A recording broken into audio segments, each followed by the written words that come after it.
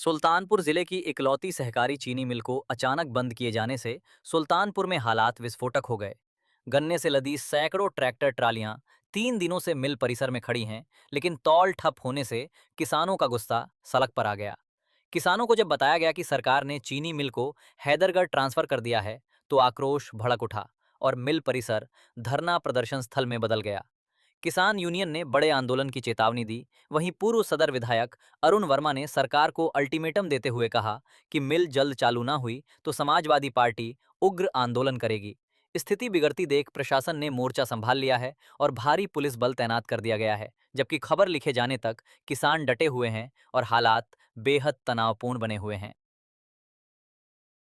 देखिए, मुझे रात में जानकारी मिली किसानों के द्वारा कि सुल्तानपुर में जो सहकारी चीनी मिल है, बिना कारण बताए लगभग 250 किसानों को जो टालियां यहाँ पे खड़ी हैं, उनको उन्होंने डाइवर्ट कर दिया हैदरगढ़ जो प्राइवेट चीनी मिल है जी।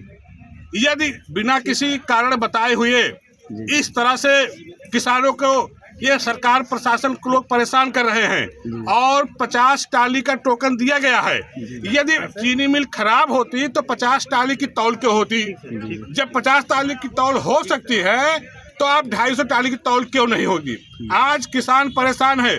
जो हम लोगों को जानकारी मिली है कि यहाँ के प्रशासन को मोटा कमीशन प्राइवेट चीनी मिल ने दिया है कि आप गन्ने को वहाँ से रोक लगा के डाइवर्ट कर दीजिए हैदरगढ़। आप सोचो, जनपद सुल्तानपुर से हैदरगढ़ की दूरी कम से कम लगभग 100 किलोमीटर है। तो इतना पैसा 100 किलोमीटर गन्ना लेके किसान जाएगा? एक तो 4 दिन से बिना खाए पिए यहाँ किसान हजारों की संख्या में यहाँ मौजूद है। उसके बाद प्रशासन जब डाइवर्ट कर दिया हैदरगढ़ 100 किलोमीटर दूरी, कितना उसे और खर्चा आएगा?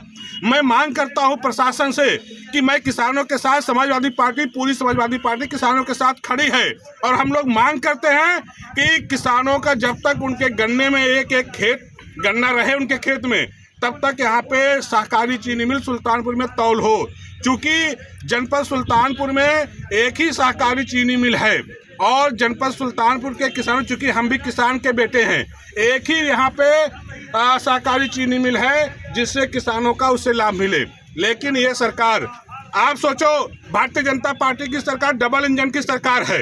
इस सरकार में किस तरह से यहाँ के योगी आदित्यनाथ जी जो मुख्यमंत्री हैं, उनका अधिकारियों पे कोई उनका लगाम नहीं है, बेलगाम उनके अधिकारी हो गए हैं। बहुत से हमने नेताओं को सुना कि मुख्यमंत्री जी की कोई गलती नहीं, उनके अधिकारियों की गलती है। आप बताओ, 9 साल से मुख्यमंत्री हैं, 9 साल से उत्तर प्रदेश में भारतीय जनता पार्टी की सरकार है, 11 साल से भारतीय जनता पार्टी की देश में सरकार है। यही देश के प्रधानमंत्री जी ने कहा था किसानों की आय दोगुनी करेंगे, लेकिन आप दोगुनी करने की बात छोड़ दीजिए। आज किसानों की आय बताइए, जो लागत आ रही, चूंकि हम भी किसान के बेटे हैं, जो लागत आ रही है वो लागत नहीं निकल पा रही है। आज किसान परेशान है, लेकिन भारतीय जनता पार्टी किसान विरोधी सरकार है।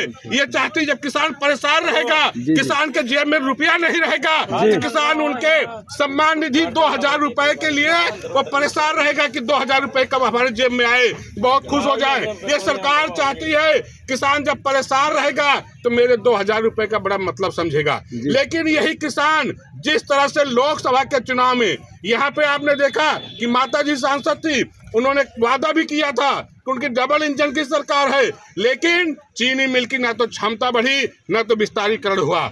आज यहाँ के प्रशासन से लेके, कर्मचारी से लेके, उनके मंत्री से लेके, मैं तो ये भी कहना चाहता हूँ कि अभी आपने देखा होगा कि इनके जो डबल इंजन हैं वो आपस में टकरा रहे थे, दिल्ली और लखनऊ। अब तो स्थिति ये हो गई है, इनके विधायक और इनके मंत्री खुद आपस में टकरा रहे हैं। इनके विधायक मंत्री जी को अगवा कर ले रहे हैं, मंत्री जी को बंधक बना ले रहे हैं। कारण यही है कि विधायक जब क्षेत्र में रहता है, जब वो जाता है, जनता उसको परेशान करती है, क्योंकि चुनाव का वक्त आ गया है, चुनावी वर्ष चल रहा है, 10 महीने चुनाव है। बेचारा विधायक परेशान हो गया क्योंकि उसकी भी कोई नहीं सुन रहा है, उसकी न अधिकारी सुन रहा, न कर्मचारी सुन रहा। तो मजबूरन मंत्री जी को बंधक बना लिया, कहा आप गाड़ी में बैठिए, जब तक हमारा काम नहीं होगा हमको नहीं छोड़ेंगे।